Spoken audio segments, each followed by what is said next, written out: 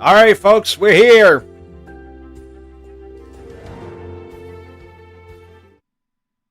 Alrighty then. I'm assuming y'all can hear me.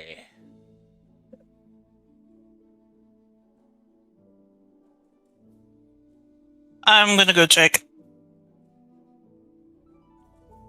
says my mic is picking up.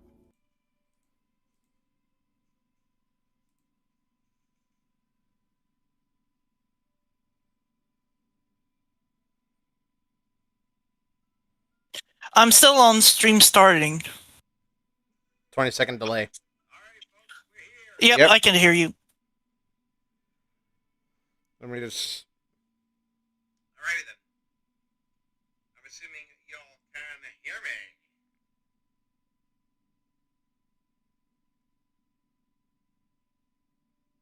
I'm gonna go check. Right. I think we're good to go. Yes, we are. Okay. Hello, my co-highs. Hope you're all doing well. I'm your host, Tyranna Senpai, and welcome back to another Prehistoric Kingdom Dev Diary reading. So, let's just dive right on in, shall we? Welcome to the November Development Diary. As the team will be on their holiday break in late December, this is officially our last blog post for the year. There's quite a lot of text to get through in this one, so let's dig right in. And of course, we're starting this right off. Oh, I should probably share my screen for you. We're starting this right with an image of the TikTok that will be coming in the next update. Oh, it looks really good. I really like the look of this. Like, we're familiar with TikTok. In case you guys haven't seen our Fossils and Archaeology series, we're quite familiar with this animal. Wasn't it like Lorana's? Yeah, her devilfish. Her devilfish. But yeah, here they are in not Minecraft blocky look. We actually have like a proper look at these things, and oh, they look gorgeous. Absolutely love the designs of this. I like the green, the mostly green body with like the black and white patterning. The expression it makes is very derpy. Like, look at its little face. It's so stupid looking, and I love it. It's just like... It's got no thought behind those eyes, and I love it so much. Now, I'm hoping... like food. Yeah, now, now I'm hoping that, because this will be in a semi-aquatic vivarium, I'm hoping that means it can climb up on stuff. I would love to see that. That'd be interesting, yeah. Yep. Anyway, state of development. First up, the team is trying to get update 16 into public testing as soon as possible. While the content will be restricted and unfinished, we are aiming to start the public test branch during December to gauge early feedback, fix bugs, and lock down a release date.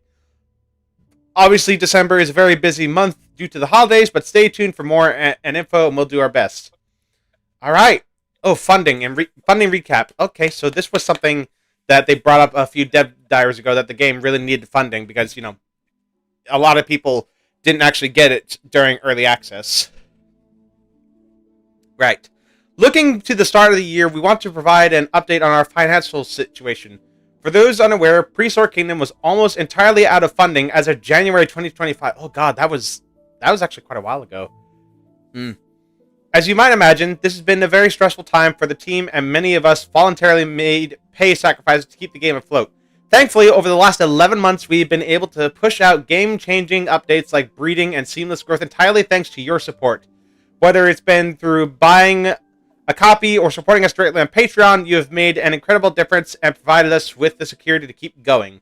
While sales do fluctuate month to month depending on our discounts or game updates, the overall interest in Prehistoric Kingdom continues to grow. Patreon has been a massive help when making up for dry months. So if you could spare it, we will forever appreciate supporting us there. Thank you. Truly thank you for all your help, the Prehistoric Kingdom team. You guys are awesome. I wish I could have done it, but obviously with my current living situation, I'm unable to. But good on you guys. I'm happy to see that this game is still financially alive. Alright, now the update 16 stuff. Vivariums. We got our first look at the new species. This is Yi, and Yi is basically a wyvern. Well, it's really a dinosaur from China, but instead of using its feathers to glide, its wings were made from a bat-like membrane. Inside its mouth is a set of needle-like teeth that love to munch on insects, kibble, and the occasional finger. Finger. I really like the look of it. Like, look at the feathers. Like, I like that black stripe around the eye. Like the shape of the wings, like the patterns. The patterns on the tail feathers. And you can even see, like, the little teeth in its mouth. Oh yeah, it's very small, but yeah, you can see it. I'm pretty sure this dinosaur is actually related to Epidexipteryx, which I guess now would also have the wing. Why does that sound like the name of a virus? Epidexipteryx? I don't know. Yes. Because epidemic, epidex... Oh, I can't pronounce the name of this dinosaur. The first concept art for this fluffy fellow was drawn all the way back in 2021, with Yi originally intended to be part of the early access launch roster. Oh, okay. We even had Nigel record lines for it, but due to the difficulties that came up from the original mini aviary, Yi was shelved until now. Revisiting the original concept was a real treat. Of course, we saw this concept art already back when it was first shown off. And now we have like a proper in-game look at this, and it looks fantastic. Absolutely love this animal. Can't wait to put some of these down in my parks. Oh yeah. For a long time, from a time long before the dinosaurs, Tiktaalik is the oldest animal coming to Prehistoric Kingdom. Scroll reel. This fish is what's considered to be a transitional species, a link between land and water. Unsurprisingly, using its surprisingly sturdy limbs and muscular body, guests love to watch Tiktaalik propel itself onto the shores of their vivarium. It may not be graceful, but it sure is fascinating. So we are going to see these guys flop around on land. And now we actually get a much clearer look without the water. And look at the patterning on this. It looks like a gar or a pike with those colors. It's very modern fish-like, and I like it. Yeah, I like that. And look at all the tiny little teeth. Oh, they're small as fuck. Oh my god, how do they do that? Like, that must have been painful to model. Honestly, I don't know what the word is, but they did a good job. The modelers, they did a good job. Yeah, they did. If it's not on land, you'll commonly catch Tiktaalik below the surface, exploring its aquatic domain. It's a great exercise for Grandpa. Oh, and I found the word I was looking for. Props to the modelers. There you go. Oh, we got like the locomotion tests. Look at this. Ooh. I like the log. Oh, look at him! Yeah.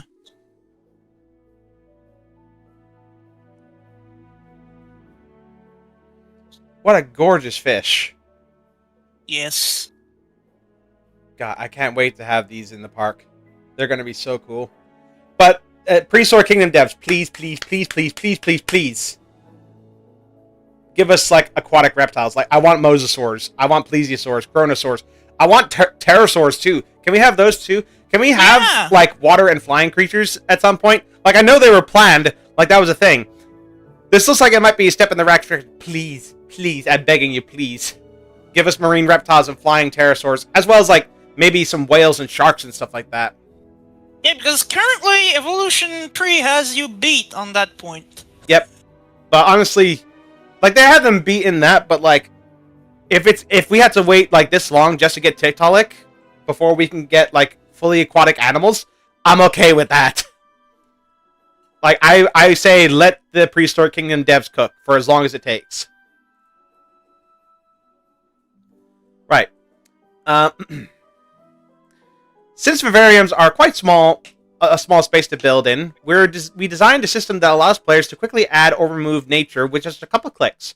Depending on the chosen environment, there are a variety of nature presets that can be made more or less dense. These options can be freely mixed and matched, or even include Mesozoic plants if they're unlocked. If you're not happy with how the items have been placed, You can even set or randomize the vivarium seed, redistributing your nature's pieces. Of course, if you're more of a sandbox builder, you can always turn off the degenerated nature or simply add your own touches on top of it. Alright, well, let's have a look at this. Alright, so that's like changing the different environments. We got temperate. We got what looks like tropical and desert. Oh, look at that. You can change like the placement of like the rocks and stuff. That's cool. Oh, you're just setting the intensity of it.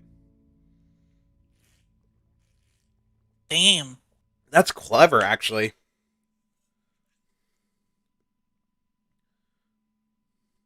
Yeah, I like the random seed. Yeah, I quite like this. This is great. A lot more customizability than what we currently have right now. When it comes down to enrichment items, these can be toggled within the same menu. Each vivarium comes with its own predetermined enrichment spots that add new locations for your animals to explore. For example, your constellations can jump onto logs, and your microraptors can microraptors can glide to climbing frames. Oh wow! Look at this. Got a little birdhouse in there. It reminds me of the Planet Zoo vivariums, but more customizable.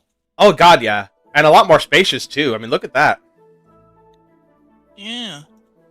I really like this birdhouse. I don't know why, but it's speaking to me. It is speaking to your inner man. Yeah. Although they did not choose Microraptor to demonstrate this, they chose Archaeopteryx. But hey, what can you do? They're kind of similar anyway. And I'm assuming this is the log for the compies. I don't see... They're not in the image, I can't, at least from what I can see, but that looks cool. Like, they could just jump onto that. I think I remember seeing, like, work-in-progress animations for that. This looks really cool. I like this. They even got, like, a little heat lamp. Heat lamp, wow. Oh, and this must be for the Tiktaalik. We got logs. Oh, look at it! I love it!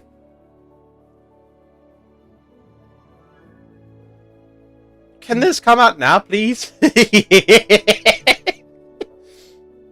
I love this so much. Oh my god, this game never fails to put a smile on my face. All vivariums above were made using a mix of hand placement and auto generation. One of our favorite items is the arboreal tree. When disabled, the perch looks like something you see in a real zoo. Turn it on, however, and your flyers are right at home. Oh, so you can actually choose what kind of tree they have? Oh! Fuck yeah! We should also mention that all of these enrichment items will be available as separate decorative modular pieces. Ooh! This makes Tyranno-senpai very happy!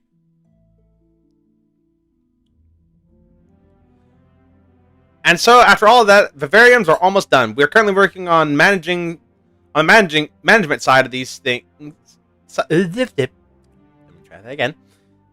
And so, after that, vivariums are almost done. We're currently working on the management side of things and are animating the remaining species. We really like how this system turned out and love its flexibility, especially when it comes to things like the null styling and enrichment. To finish off the work on their customization, players can also change the vivarium's light color. This is perfect for making reptile houses or nocturnal habitats. We cannot wait to see what you do with them. I'm gonna have to like get close because it's kind of dark. But this looks really nice. There's all kinds of stuff I can do with this. The key to creativity has been unlocked. But now we move on to stuff that I'm not really looking forward to, and that's disease.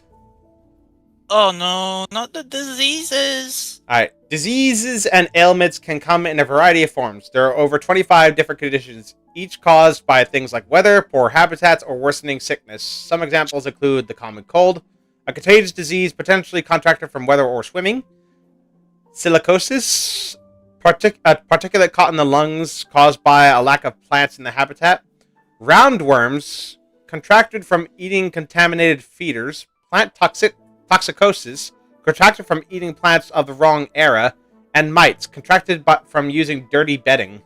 Most diseases can be treated early to stop them from developing into something much worse, the common cold, into pneumonia. For this, you'll need a special type of staff member. Vets. To identify and deal with diseases in the park, players will need to hire vets. Their primary task is to walk around and automatically survey habitats, alerting the player to issues as they arise. If an animal becomes sick and they have not been recently surveyed by a vet, the player will not be aware that something is wrong until the next survey. Despite this, many illnesses will show physical symptoms such as sneezing, skin irritation, lethargy, or frequent droppings. If the player notices or thinks something is wrong, they have the option to manually call a vet to visit the animal. And here we have like some UI concept art which shows Gary, the T-Rex. Gary. And it shows like his health status. With 2 R's. Okay. So we can see here how that looks. Gastroenteritis. And is currently recovering from mites. Interesting. When a disease has been found, vets will medicate animals from a distance or sedate them and use the new medicine resource to treat them in the field. A sick animal cannot lose its survey status until all its issues have been cured. As vets inspect your habitats and vivariums, they'll also check the cleanliness of any feeders, water troughs, and bedding within the area.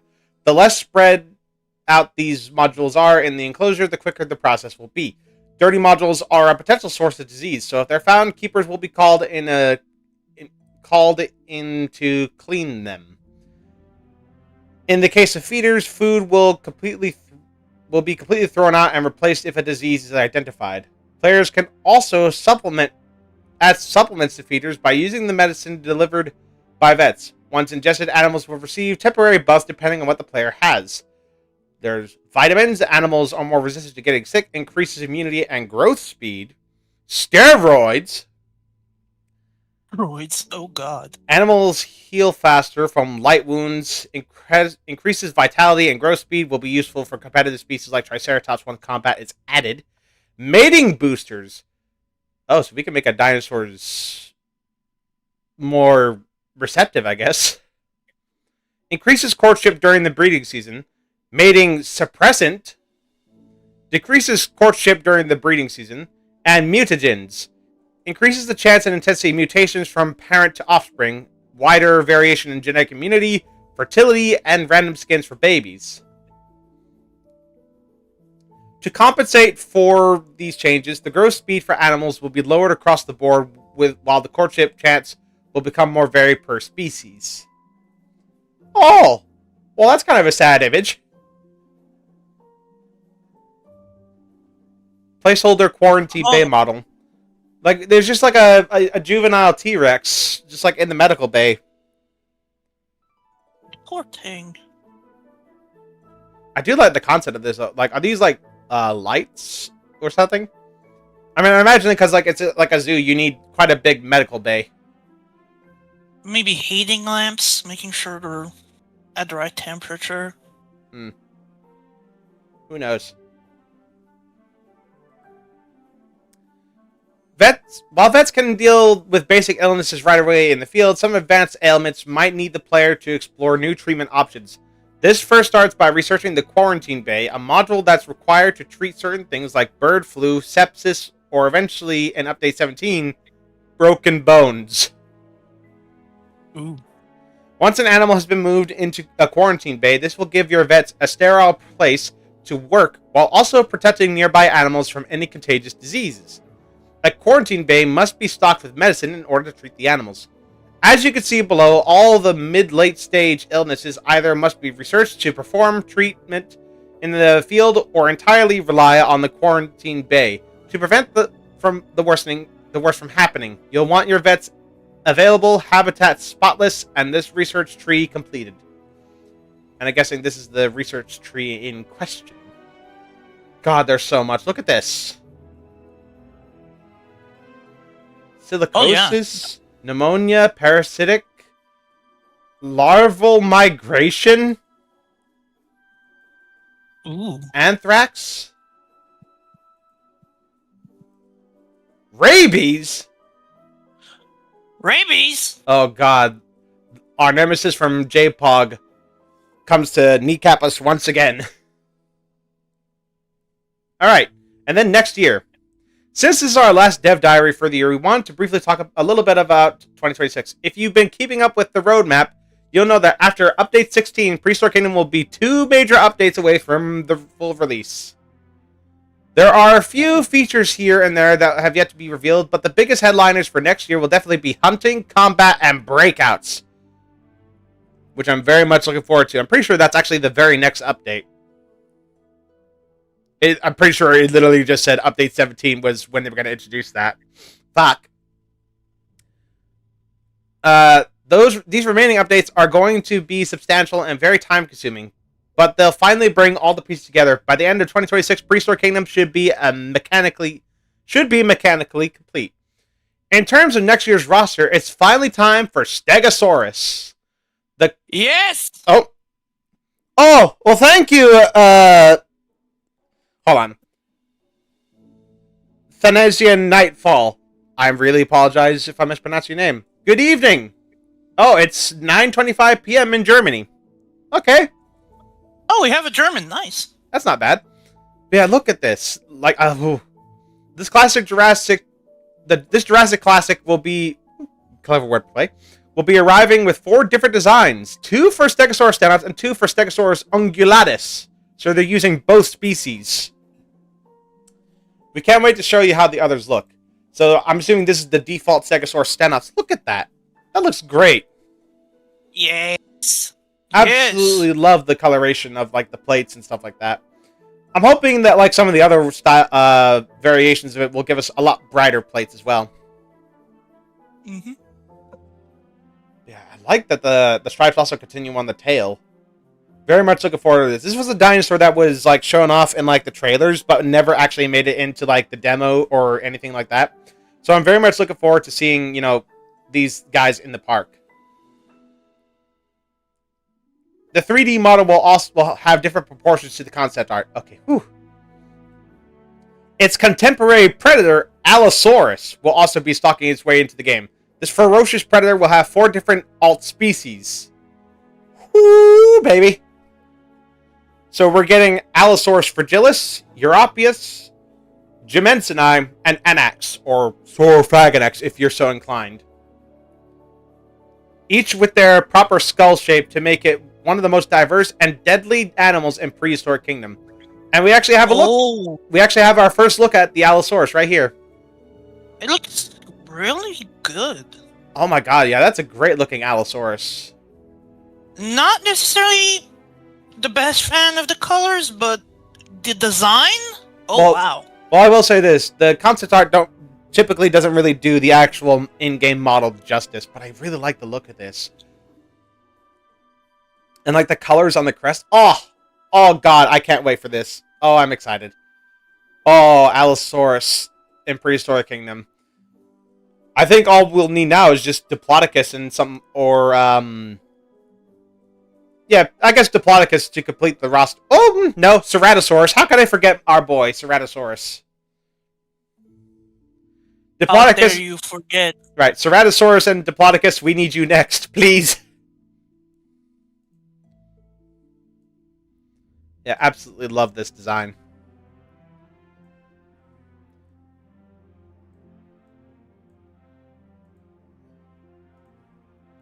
And make sure everything's centered. Yeah, we're good. And then we got some community spotlights. We have this wonderful piece of art from JKOC of a Spinosaurus, which looks wonderful. I absolutely love like the style they did here. Kind of reminds me of like those JPOG dossiers. Yeah. Actually, yeah. We got another one of a Coronosaurus. Oh, wow, that looks great. And I'm assuming this, this Coronosaurus was made by Sir Yepeto. And then we have this beautiful piece of a Leonosaura and its Baby by a rant. Yeah, that's an out. Yeah. Life on our planet, that's an Allosaurus. That is an Allosaurus. Thank you for reading November's Dev Diary. Once again, thank you so much for your support over the last 12 months. You kept Prehistoric Kingdom alive and helped us create our biggest year ever. The Dev Diary will return in January with our roadmap for 2026 outlining what we hope will be an even bigger year filled with the things that you've been begging for. Combat, hunting, management improvements. Redacted. What's been redacted? Some secrets. Oh dear. It's going to be great. In the meantime, we'll keep you updated on Update 16 with hopefully some playable stuff in December. Until next time, and happy holidays, the Prehistoric Kingdom dev team. Well, guys, I think we have a lot to look forward to.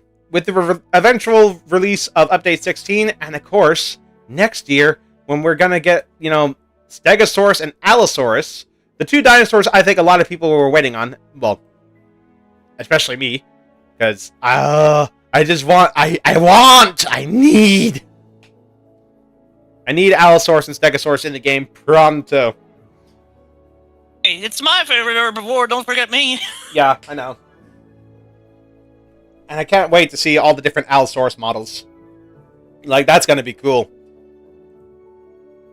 But anyway, I think that is where we're going to leave it off. Thank you, Prehistoric Kingdom devs, for once again making my day. I'm very much looking forward to seeing, how the game looks in 2026. I will try to do speed builds again. It's just that my time's been taken up with Jurassic World Evolution 3, and I'm in the process of moving. So I've had to relegate some projects to the side until everything's been sorted. But believe me, Prehistoric Kingdom speed builds will be making a return at some point. If not this year, definitely by next year. But yeah, that's going to be the end of it. If you enjoyed it and you're looking forward to seeing, more Prehistoric Kingdom dev diary reads, or, if you want to, anything prehistoric or dinosaur related, whether it be Prehistoric Kingdom, Jurassic World, or anything like that, leave a like, subscribe today, hit that notification bell so you don't miss anything new. All my links are in the link tree in the description down below. And until next time, this is Tyrannosaurus and Hacker signing off. Alrighty then. Take care now. Bye-bye then.